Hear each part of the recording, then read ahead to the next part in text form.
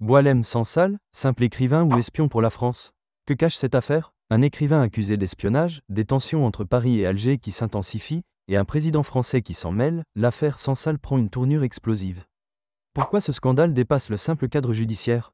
Que reproche-t-on exactement à cet écrivain franco-algérien? S'agit-il d'une manœuvre politique ou d'une véritable affaire d'intelligence avec une puissance étrangère? Aujourd'hui, on analyse l'affaire qui secoue les relations entre la France et l'Algérie, le procès de l'écrivain Boualem Sansal. On vous explique tout. Salut à tous, j'espère que vous allez bien. C'est donc le sujet à la une des actualités du jour.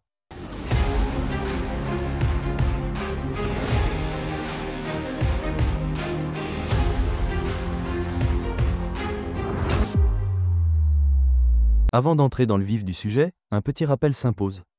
Boualem Sansal, c'est un écrivain franco-algérien de 75 ans, connu pour ses prises de position très critiques envers le gouvernement algérien. Ancien fonctionnaire au ministère de l'Industrie en Algérie, il a commencé sa carrière littéraire dans les années 90 et s'est rapidement fait remarquer par ses romans engagés, dénonçant la montée de l'islamisme et le fonctionnement du pouvoir algérien. Souvent connu pour ses sorties polémiques et son discours jugé provocateur sur l'histoire et l'identité algérienne. En octobre 2024, dans une déclaration choc aux médias français d'extrême droite Frontières, il affirmait que l'Ouest algérien appartenait historiquement au Maroc. L'affaire prend un tournant judiciaire le 16 novembre 2024. À son retour de France, Boualem Sansal a été arrêté à l'aéroport d'Alger et placé sous mandat de dépôt.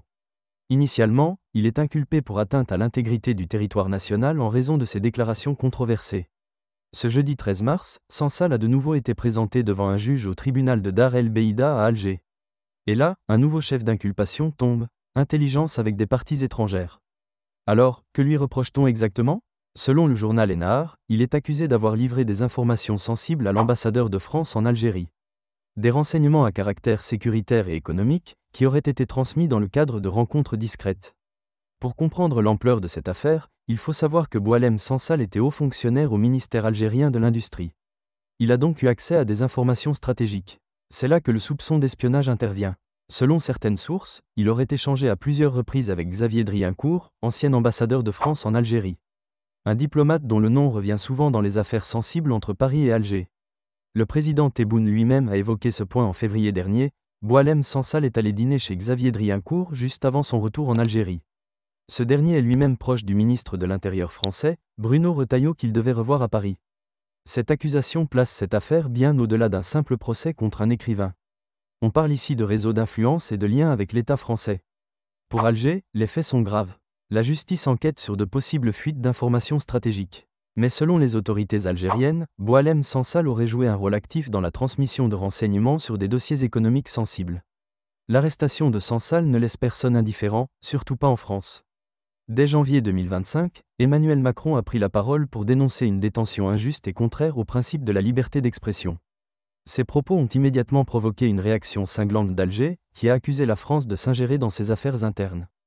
Pour les autorités algériennes, cette arrestation n'a rien à voir avec la liberté d'expression, c'est une affaire de souveraineté nationale. Le ministère algérien des Affaires étrangères a publié un communiqué sans équivoque. Ce que le président français présente faussement comme une affaire de liberté d'expression relève en réalité d'une atteinte à l'intégrité territoriale du pays. Au-delà des accusations officielles, beaucoup y voient une affaire hautement politique. D'un côté, pour Alger, Boualem Sansal est accusé d'avoir servi de relais à des intérêts étrangers hostiles à l'Algérie. De l'autre, pour Paris, il est le symbole d'une Algérie qui ne tolère plus la critique, même venant de ses propres intellectuels. De nombreux observateurs estiment que cette affaire pourrait marquer un tournant dans les relations franco-algériennes. Certains parlent même de guerre froide diplomatique. Que risque concrètement Boualem Sansal? En Algérie, les accusations d'intelligence avec des puissances étrangères peuvent entraîner des peines très lourdes, pouvant aller jusqu'à la prison à perpétuité. Mais le dossier est loin d'être clos. La justice continue d'enquêter, et les pressions internationales risquent de s'intensifier. En tout cas, elle symbolise à elle seule la fragilité des relations franco-algériennes. Le sort de Boualem Sansal est désormais entre les mains de la justice algérienne. Mais l'issue de cette affaire pourrait bien marquer un nouveau tournant diplomatique entre les deux pays. Et vous, qu'en pensez-vous? S'agit-il d'un simple procès contre un écrivain ou d'un dossier aux enjeux géopolitiques plus vastes?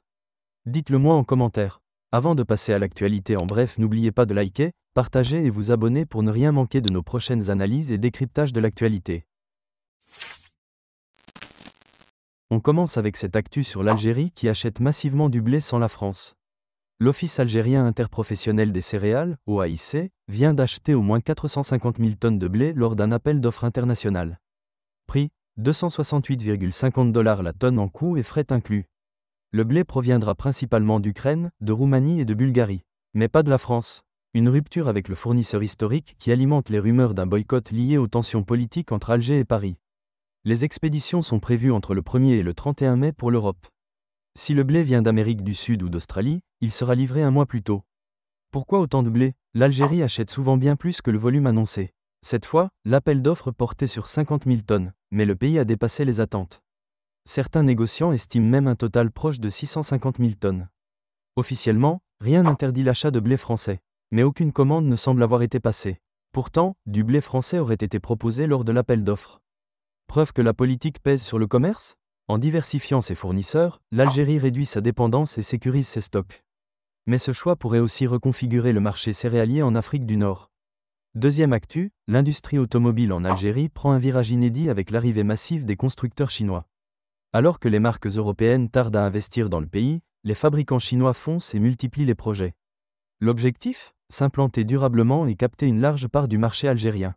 Les chiffres parlent d'eux-mêmes. 75% des nouvelles demandes d'implantation d'usines proviennent de constructeurs asiatiques. Parmi eux, Chery, Geely, Jacques, BAIC, Jetour et IG, qui lanceront leurs unités de production en 2026. Et ce n'est que le début, GAC, Great Wall, DFSK, JMC et bien d'autres sont en route. Pourquoi cet engouement? L'Algérie est une porte d'entrée vers l'Afrique et l'Europe, un marché à fort potentiel où la demande automobile reste élevée.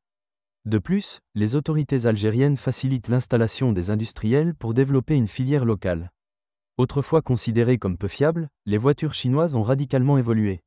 Désormais, elles rivalisent avec leurs concurrentes grâce à une meilleure qualité de fabrication, des équipements modernes et des prix attractifs. Avec la montée en puissance des modèles électriques et hybrides, les marques chinoises s'alignent sur les nouvelles tendances du marché automobile. Malgré ces avancées, certains obstacles persistent. Les délais de livraison restent longs, freinant les ventes et la capacité d'acheminement des volumes commandés depuis la Chine. Avec des usines locales en préparation, la tendance est claire, les voitures chinoises vont occuper une place de plus en plus importante sur le marché algérien. L'installation de sites de production pourrait réduire les coûts, améliorer la disponibilité et renforcer la confiance des acheteurs. Reste à voir si cette percée se transformera en domination totale. Une chose est sûre, l'automobile en Algérie est en pleine mutation et les marques chinoises comptent bien s'imposer durablement. Troisième actu, au Maroc, l'exaspération est à son comble. Dans plusieurs marchés, la colère des citoyens éclate face à la flambée des prix. À Ermoumou et BNI Frassen, les images sont frappantes. Des acheteurs renversent des cajots, prennent à partie les commerçants et réclament des explications. L'origine du problème? Des prix qui s'envolent sur les denrées alimentaires essentielles, légumes, viande, poissons. Tout devient inabordable. Depuis plusieurs mois, les Marocains voient leurs dépenses exploser.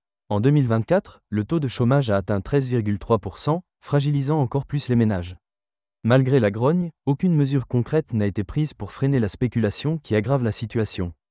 Certains commerçants profitent du flou pour gonfler les prix sans justification, poussant les consommateurs à bout. Face aux tensions, des renforts de police ont été envoyés pour rétablir le calme. Mais cette intervention suffira-t-elle à contenir une crise bien plus profonde? Certains redoutent une extension des manifestations à d'autres villes du pays. L'Union marocaine du travail appelle à une grève générale. Parmi leurs revendications, plafonner les prix pour limiter l'inflation, lutter contre la spéculation qui étrangle les citoyens et soutenir les travailleurs en difficulté. Face à la crise, le roi Mohamed VI recommande aux Marocains de renoncer au sacrifice de l'Aïd el-Adha 2025. Un geste symbolique, mais qui divise. Certains y voient une solution temporaire, d'autres une preuve de l'ampleur du désastre économique. On termine avec cette actu sur le fonds émirati MGX vient de frapper un grand coup. 2 milliards injectés dans Binance via un stable coin non identifié. C'est le plus gros investissement jamais payé en crypto et une première pour un fonds institutionnel dans la plus grande plateforme mondiale d'échange de crypto. MGX, dirigé par Sheikh Ben Zayed Al Nahyan, entre ainsi de plein pied dans le secteur des cryptos et de la blockchain. Objectif? Mélanger intelligence artificielle et finance numérique pour accélérer l'innovation.